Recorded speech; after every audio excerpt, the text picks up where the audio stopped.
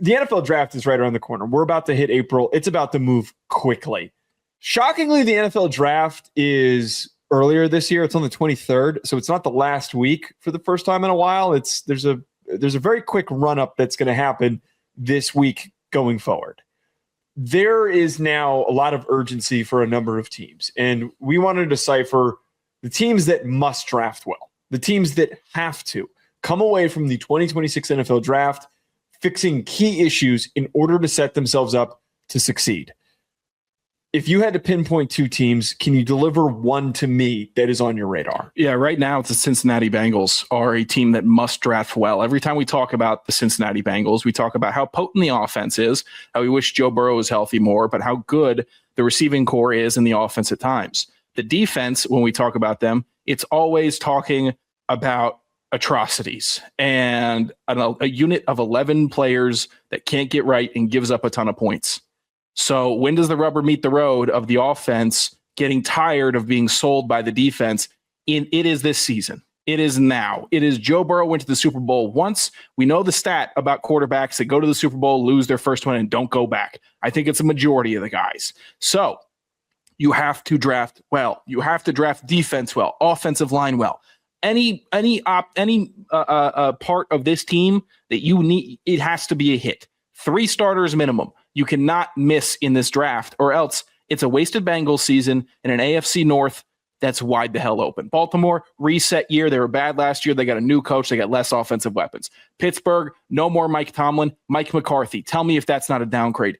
And then the Browns are the Browns. So you could win the AFC North maybe with a decent draft. You win it definitely with a good draft. You have to draft well if you're Cincinnati. Bengals have 30-1 odds to win the Super Bowl this year. They're not terribly low. They're middle of the pack, which I guess is expected. They're plus 260 to win the AFC North, which seems plausible. Those are solid odds. And it makes a lot of sense because of the uncertainty that is unfolding in the AFC North with the Browns.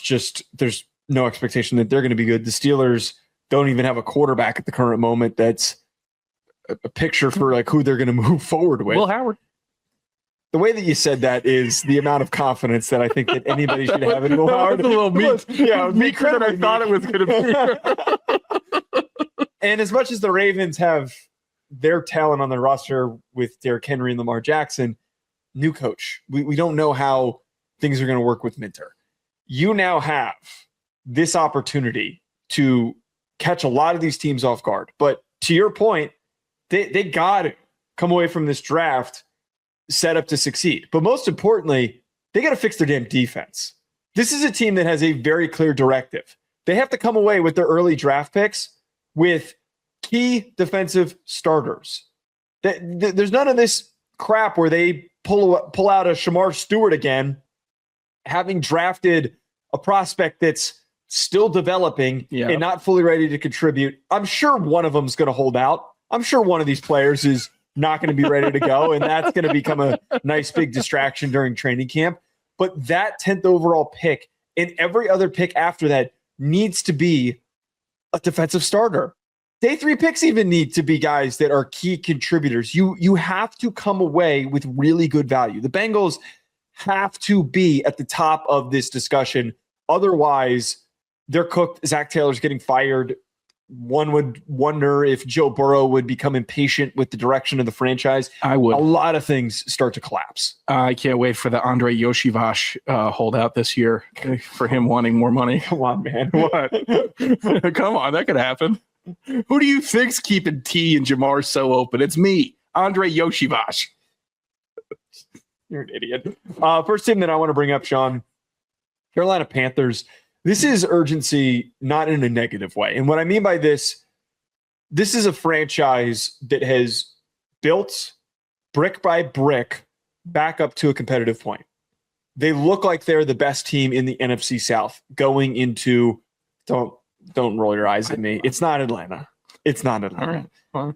If they capably utilize the momentum from last year, plus the additions that they brought in through free agency with Devin Lloyd and Jalen Phillips headlining that group. If they capitalize on that, they go from being the plucky, interesting young team to a mainstay in the playoffs. I think that the urgency doesn't go on the shoulders of Dave Canales. I think it goes on Bryce Young. I think that this is now a prove-it moment that you need to show everybody, I've got the receivers, I've got the offensive line, got the run game, and I've got the defense to back me up. I'm ready to go. Take the ball and run with it. They sit the 19th overall pick in a perplexing situation. Whenever I've done mock drafts, Ryan and I, my co-host for Best Pod Available, Ryan Roberts, every time we come up on the Panthers, the same conversation is had. I don't really know what position is the biggest of need for them. It's because they've done such a good job with roster building. Yep. So I think that if you come away with that first-round pick, just their first-round pick, with an impactful player and just going best available, that sets them up to accomplish what they're searching for. Maybe that is Kenyon Sadiq and they benefit. Maybe they get to go with defensive line depth and they get to go Caden McDonald. Maybe they luck out from a team panicking over injuries to Jordan Tyson and they can throw him into the mix. There's just a lot of ways that they can go here without it pressing the rookie that's stepping onto the field to have to fix any of their major woes. I'm excited for the Panthers, and I don't look at this as a must draft well as a problem. I see it as a good problem to have because you finally have made it. I would just draft O-line, whatever the best lineman is available right there. Draft offensive lineman. But is it just off of the premise? Actually, if you suggest drafting a lineman, Panthers fans get pissed. They love their offensive line. Fine. Love your offensive line, but if one of them goes down, I'd rather have a guy waiting and ready. That's what I'd rather have. I mean, tight end room is deep. Jatavion Sanders, freak. Tommy Tremble has made big plays, but you're naming a bunch of dudes. He's a tight end too. All, rotational guys. What about Mitchell Evans, who was supposed to be the next Gronk? No one ever said that. Shut up. Shut up. You got two Notre Dame tight ends in there, by the way. You also, who's the other? Tremble? Tremble's a Notre Dame tight end. Yeah, tight end 2 and 3. Wait, tight end 2 and 3 factory. You also forgot to mention Felipe Franks coming over when you were bringing up Jalen Phillips, Devin Lloyd. Why did you omit him? Maybe he'll play a little quarterback this year. That'd be nice. Who knows? I always wanted to see the triple option quarterback or the wishbone quarterback in Atlanta with Felipe, Desmond Ridder, and Marcus Mariota. And they never did it. Great. They never did it. Great. But for Carolina as a whole, jokes aside, you want to see these teams not be a flash in the pan because we saw potential. We saw a team that was supposed to be, put it nicely, dog water, exceed expectations, dive down and find their potential. Play hard, play really well on defense, do good stuff. So if you have that in Carolina, you would hope to replicate that. Replicate it through the draft. Become a team that makes other teams in your division want to be better and need to be better. That's what I would hope for Carolina. Who is, to just throw in there, the Panthers in terms of their Super Bowl odds, they're 100-1. They're much further down the list. They're in the bottom half of the NFL, but they are plus 330 to win the NFC South. Who is your second team? On a second note, following on a don't be a flash in the pan narrative, it's the Jacksonville Jaguars. They need to draft very well this year. And I'm not going to be mean, even though I've called them shit and turbo shit, and I've said Trevor Lawrence is bad and he's not tall. He's just got a long head and neck, and he makes a ton of bad plays, and he gave away the playoff game on the first play. Put the prize in the bag. Put the prize in the bag. Get to the point. That's fine. Okay, noted. What are the Jacksonville Jaguars going to do? Why do you need to have an elite draft this year? It's because you don't have Devin Lloyd anymore, because you have question marks all over the place. Brian Thomas Jr., question mark. He was not going to get traded. We knew that. But name being floated for a guy that burst on the scene rookie year, had a bad second year. Don't love that. Travis Hunter, what's the deal there? Draft depth well. You lost pieces on defense. Draft well. If Jacksonville wants to be taken seriously, which is all I've ever yelled at them and their dumb fans about, is that they started thinking that they were serious. They were a new money team that just started winning last year. So that's where I took umbrage with it. If you don't want to do that and you want to set up a culture in Jacksonville where you're going to the playoffs year after year with that cornball coach, he got him to the playoffs. I'm not going to ignore that. I don't know why you have such disdain for this. They don't exude football. That's why. They don't feel football to me. That's why. But if you want to be a team that wants to go and claim the AFC South, which Houston is just basically giving it to you every year because they love falling apart for 6 weeks at a time. Indy's a disaster. Investing, I don't even want to say the number in Daniel Jones, and possible $82 million into that sack of hay, and then the idiot Titans. So it's there for you. It's similar to the Panthers. And I actually think they were better than the Panthers last year. So don't drop the ball. Go and draft somebody good. Go and draft a tight end that isn't Brenton Strange. Quentin. Brenton Strange had a pretty good year last year. What about tight end 2, Quentin Morris or Hunter Long or Patrick Herbert? That could be rounded out to me. All of this could be rounded. I'm sure they're going to go linebacker to try to replace Devin Lloyd. Yeah. They have a interesting class of picks. They don't have a first-round pick because of the Travis Hunter trade. They've got pick 56. They have 3 third-rounders, a 4th, 2 fifth-rounders, a 6th, and 3 seventh-rounders. So they have a lot of draft capital to replace certain holes in their roster. But I don't really know in a class like this that lacks depth, that doesn't have a lot of quality players that they can take on day 3, what they're going to be able to come out of this with. Those 7th-rounders are equatable to PFAs in most draft classes. So they're not going to be able to extract a lot. Is that weak this year? It's a really weak draft class. Dude, I have watched some tape at the back end of some of these position groups. Some of these dudes are rough. Some of these running backs that I watch, like there are a good number of players that I wouldn't draft in many other classes. Do you think guys that we played with would have gotten drafted in this class? Like Kyle Murphy, AP probably would not have. Yeah. But Kyle Murphy probably would have gotten drafted because there's not a very good offensive lineman. You think Isaiah would have gone in like the 4th, or was he a 5th no matter what? Nah, receiver class is pretty good. Okay. Besides the point, where they sit on day 2, having 4 day 2 selections, you could come away from this with a new starting linebacker. The linebacker class is really good on day 2. You could come away with a new starting running back to replace Etienne. I would imagine Jadarian Price would be super intriguing for them. I feel like Emmett Johnson would be also super intriguing for them because he fits the Bucky Irving archetype that they got so much out of when that Liam Cohen got out of when he was the Bucs offensive coordinator. They need to round out the unit. And it goes to the point that you mentioned here that this is the moment to kind of capture where you were from last season. Everybody's creeping up on you. Mm-hmm. Tennessee could be unexpectedly good. Scrappy at best. Texans did everything possible to rectify their issues and fix their problems. Colts are the Colts. The Colts could end up being as good as they were last year, or they could be a gigantic, disastrous mess. Who knows? But when you're at plus 195 to win the AFC South, you have to, at second best odds in the division, you have to come away from this draft class with multiple key role players. Man, they were bragging about bringing in Chris Rodriguez Jr. to be their RB2. They were fighting. I know it's a little bit too much. They need to draft a new running back. Bashal Tutin is a solid, interesting player, but he's not. I watched C-Rod. Okay, I watched him. He looks like Brian Robinson Jr., who another idiot team picked up for no reason this year. Your team? Oh, I was. Wait, by the way, so are we going to go full? I don't know how we haven't discussed this. Is he going to go full Brian Robinson on the back of the jersey? Or is he going to go BR Robinson? I'm worried about the Bijan possible ego play of going BI. Robinson, and then I think that Bijan should go Bijan Robinson on the back. Bijan should take full. Are you allowed to go first name? Could he go Bijan on the back? Just Bijan? We had a player go Nas Jones on the full back, I think.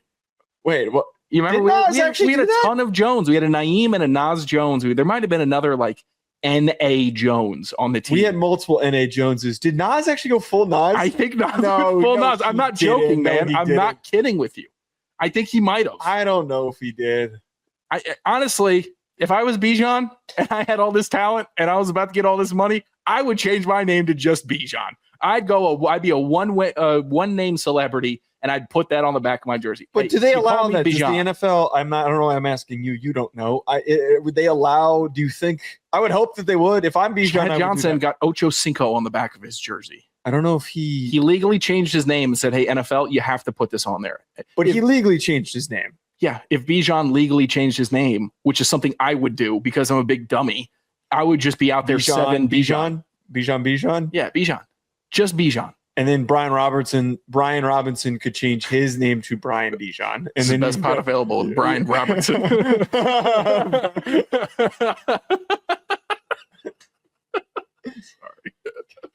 My last team that I want to bring up here, Minnesota Vikings are a very obvious team. Oh, God. Right now, they're 45-1 to win the Super Bowl, plus 550 to win the NFC North. So they are not thought of very highly, which is kind of strange considering the fact that they have a really good defense. They are moving on from a couple of key veterans. Jonathan Allen, gone. Harrison Smith, gone. There are holes that they need to plug on defense. They spent a lot of money with their offensive line last year. Aaron Jones is ancient. You have a really good wide receiver tandem with Addison and Justin Jefferson. And you went and you brought in Kyler Murray. This is a make or break year. You can't come away from this season if you're Kevin O'Connell, just barely missing the playoffs because you're doing the hokey pokey at quarterback and you're just bouncing around between JJ and Kyler. Both are taking turns being doofuses. Neither one takes the step. Justin Jefferson's getting impatient, more and more impatient because his role has diminished because nobody can throw him the damn football. This draft class needs to be one where those final little holes are plugged because there is such a gigantic gaping issue that is going to cause headaches. They need to be as buttoned up across the board as possible. Why are you giggling? Because I used the word gaping. Is that why you're giggling? You went on a tear there. I'm sorry. You're doing good. Pardon me. You have all of these small little adjustable issues that can be rectified with the right. I can't use gaping and then rectify. You said button up. Dude, like, I'm not kidding. You are literally. I'm trying really hard over here. You got to know that. But you are smattering the board with words that would go in that lane. They're also potentially trying to trade Jonathan Grenard. I think that their first pick does need to be a key starting defender. I know it's a dumb cliche, but Dylan Thieneman being your box safety, the next white dude that you plug into their defense. Yeah. God, I think that Minnesota fans would be a little bit too excited about that. Emmanuel McNeil-Warren could be worth considering as another strong safety from Toledo. Caden McDonald is another guy that I think makes a lot of sense. Christian Miller from Georgia. The idea of maybe going at corner if they want to grab, if Jermon McCoy's still on the board. They're in a really good position at pick 18, but I almost wonder if you're trying to really, truly hit your stride this season and Jeremiah Love is on the board at pick 10, do you pick up the phone and do you try and coerce the Bengals into the idea of getting some extra picks so that they can continue to build out their defense to go up and get Jeremiah Love? Because that would take them over the top. Okay, it would. But do the Vikings just want to be like the Bengals? Is that what they want to be? Because that's what that would be. Roster is much better. Where it would have short quarterback, some injury issues, top 3 wide receiver. Are you calling Joe Burrow short? Yeah, I am. He's like 6'4". He does not look big on the field. What do you? That means short about? to me. He does not look big. Oh, I'm sorry. We all can't be. He's 6'4". You should apologize. Have you seen him in person? Short. Have you seen him in person? If you stood next to him, he'd be eye to eye with you because you're not 6'6". I'm trying to remember if I saw him at. I don't think I saw him at the Super Bowl. I think he's like one of the guys I didn't see. He is a moose. He is gigantic. Joe Burrow is. I can't. You basically just implied that Joe Burrow is the same size as Kyler Murray. He does not. Jesus. He does not appear larger. You heightest asshole. This is what you do. This is what you do. I understand. I'm very strict with those rules. I guess if he is 6'4", he's 6'4". Good for him. Whatever then. Injury prone, often great, often quarterback. I think you just go. I hate that I'm such a stupid mark, but I love your white safety pick for the Vikings. That seems to be what got them a lot of wins, was having a safety back there that could decisively turn a ball game. And Harrison Smith, Hall of Famer probably, maybe, is going to leave a large hole in that defense. But also, if you pitch me Jeremiah Love to any team, you should know this by now. I'm going to agree. I'm going to naturally say, yeah. You could talk like that works for me. 10 teams into doing it. Heck, when I did, any team would be better with that dude. Seriously, there was a we did on Best Spot Available. We did a Bengals mock draft with the Bengals expert A to Z Sports, and he took Jeremiah Love 10th overall, which conceptually, that sounds insane, but all the top defensive players were off the board. All of them were gone off this mock draft that we did with the simulator that we did. So there are teams that you might not even think would consider doing it. I got asked today on Cleveland radio if they should take Jeremiah Love. I got at Cleveland. They should. But, okay, they have Quinshawn and he was good. Dylan Sampson, man. Dylan Sampson should keep them from... I did not like... What do you mean? Are you being legit about Dylan Sampson No. here? Okay. My point is that you spent 2 draft picks and you have a viable rotation. You've got bigger fish to fry. Your whole offensive line is a disaster. I would be upset as a Notre Dame fan to see Jeremiah Love waste away in Cleveland because they didn't fix their offensive line. They just said, Jeremiah... fix all of our problems. That I don't want that. But I think that Minnesota last year, what they did during free agency, dropping so much dough on rounding out their offensive line, that is the right situation. This is the right team. Good offensive play caller, capitalizing on an elite talent, taking pressure off of the shoulders of JJ or Kyler, assuming it's probably going to be Kyler. I think that Aaron Jones is starting to show that he's really slowing down. It's something that we didn't really talk about, that last year was one of their issues, that he was starting to taper off. He didn't have the burst. 548 yards last season and 2 touchdowns. He's not, and he played practically a full season. That is something that I think more people need to be discussing, is if they don't make that move to go get Jeremiah Love, taking a Mike Washington from Arkansas, someone like that to throw into the run game. Okay. I'm assuming you have a lot of draft spots lined up for the next couple of weeks ahead of the draft. Phone interviews about it. Can you tag me in on one of them? And every answer I give is draft Jeremiah Love. I feel like that's what I would do. I honestly, and I think I would get poo-pooed by the station and the GM, but he's such a good player that I would say Jeremiah Love. Take Jeremiah Love. That's the only answer you need from me today. If I was in Washington doing a spot on 106.7, Jeremiah Love. No other questions, please. That's the only insight I have for you.